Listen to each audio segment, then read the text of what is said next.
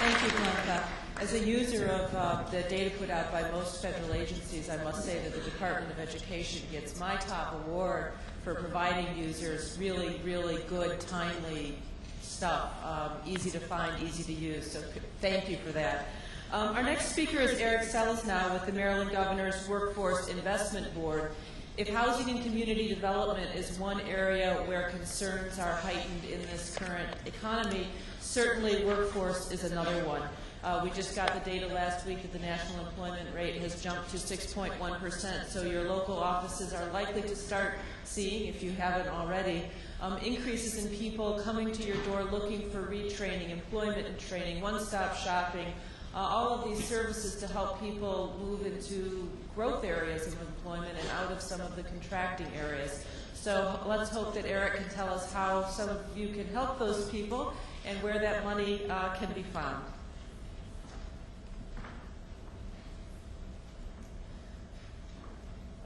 Let's hope Eric can do that. It's a difficult situation out there with the Federal Workforce Investment Act.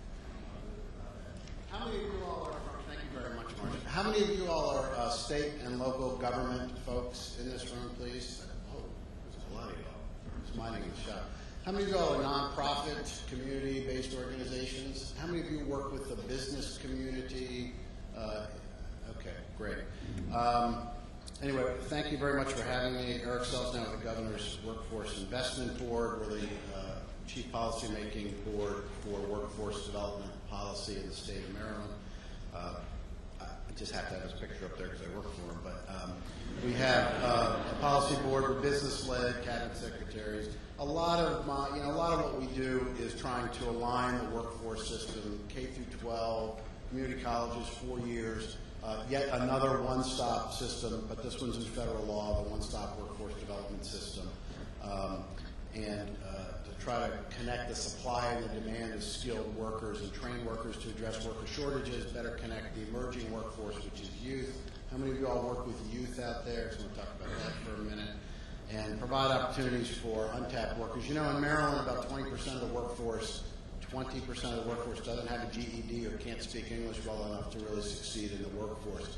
That's like 1/5 of the workforce in a very highly educated, highly technical economic environment. So that's a serious issue that needs to be addressed. So let me talk about two things I want to leave you with. One, I'm not a Fed. I'm with the state of Maryland. And two, I can't show you the money, but I can help direct you to those who have it.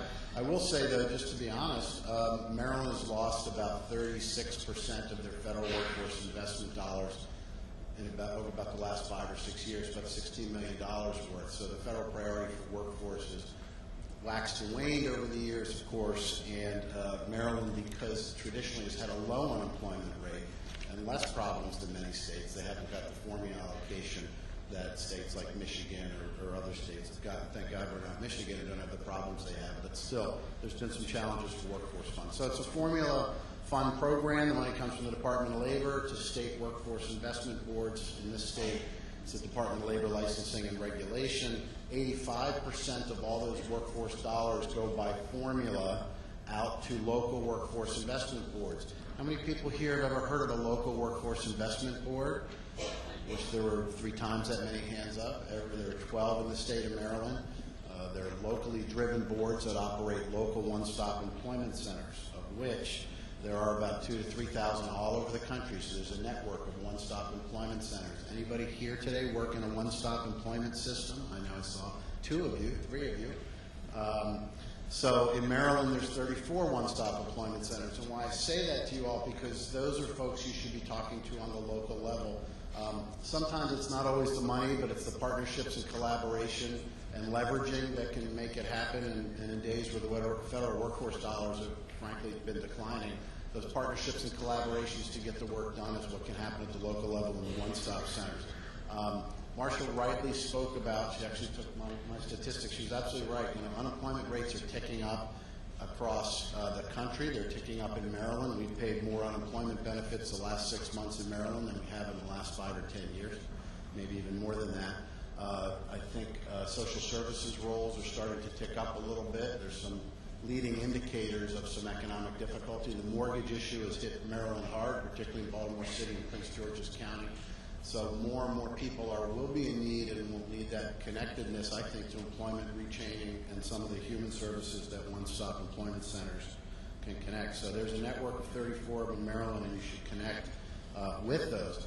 The reason you should is because if you deal with high-risk youth, there are federal youth workforce dollars that come to local areas, and by law they have to be RFP'd out. So they do that probably once every 2 years, every year, every 2 years, local workforce investment boards do youth contracts for those serving high-risk youth with education, employment, training services. Likewise, there are other opportunities with the local one-stop systems. I'm not going to give you a Workforce 101 lesson, but let's just say there's a lot of people that go into the pipeline, and what we're worried about or concerned with is developing the pipeline for future workers for Maryland. One part of that is, of course, to maintain our highly educated workforce in Maryland because the economy drives it that way, and the other is, of course, to work with other folks to upgrade their education and skills in Maryland so they can meet that need. Of course, immigrants in Maryland make up a large part of the emerging and growing workforce, and so many programs related to English, education, and skills. By the way, we have one of the most highly educated immigrant workforces in the nation in Maryland. It's a recent study that just came out from the Casey, funded by the Casey Foundation, that the immigrant workforce in Maryland is actually higher educated than the native-born workforce. So anyway, it's just a factoid that just recently came out. So the one-stop employment centers offer a lot of services. Again, partnership and collaboration at the local level with those, I think, is where the action is. And throughout Maryland, there are 12 workforce investment areas. If you go to our website, they're very easy to find and contact managers within those stops. You know, the DOL, ETA, Department of Labor, Employment Training Administration, has community-based job training grants, which are not open right now, high-growth job training grants, faith-based and community initiative grants. The issue about the grants and what DOL likes to see, of course, is partnerships and the holy trinity of one-stop centers, community college, nonprofit providers or intermediaries, and of course the business community. That's not a trinity, that's actually four. But those four folks, the community colleges, the one-stops, the business community, the nonprofits, are really the partnerships that make it work. And so I would encourage all those partnerships and collaborations get established now, because when those DOL grants come down, they say, you know, throw us an application in 6 weeks, and if you want to do something of reasonable quality, you need a little bit more than 6 weeks to plan for that. There is the National Fund for Workforce Solutions, which is, I think, a $140 million fund, maybe even getting a little larger, where a number of foundations have kicked in, and there's a lot of other local and regional foundations that are doing workforce work.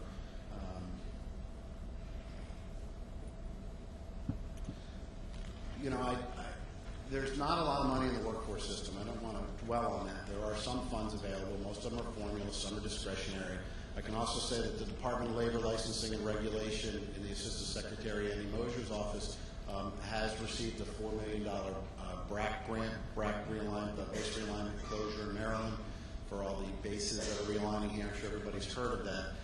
There are awards coming out of that office, and another competition will probably be forthcoming. And again, those are programs and services that relate to increasing the pipeline for BRAC or creating employment training programs that relates to the BRAC growth going in Maryland. So there are some things happening in the state with workforce. I do think that there's a lot of collaboration to be had at the local level with adult education, community service providers, language programs, one-stop employment centers, local business community, housing and community development, all these partners here.